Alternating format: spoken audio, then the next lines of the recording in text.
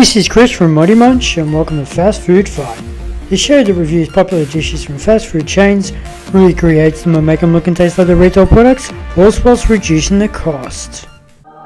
Imagine crunchy, original tender, creamy pepper mayo, crisp lettuce wrapped in a warm flatbread.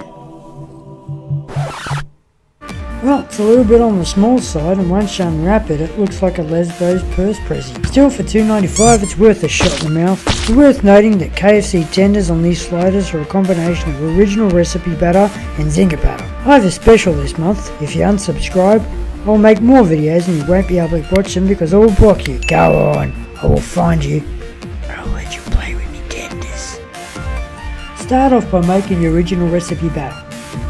Normal flour, salt, thyme, mustard powder, basil, paprika, oregano, white pepper, black pepper, ginger, and celery salt. Mix thoroughly.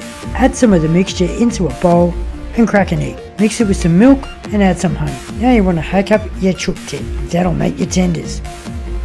Boil some water. Put your tender inside. Add some vinegar, add some lemon juice, and some chicken stock to make your brine.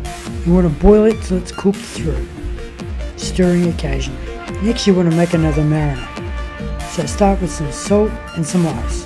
Add some water to make an ice bath. Place a bowl into the water, add some soy, paprika, garlic powder. Place your cooked chicken tender inside and make sure it's thoroughly coated. Cover it with some cling film and then allow it to sit for a few minutes. Next you want to make your Zinger batter. So start by adding a handful of cornflakes into a blender. Pulse on a high setting for a few minutes, until it's finely ground.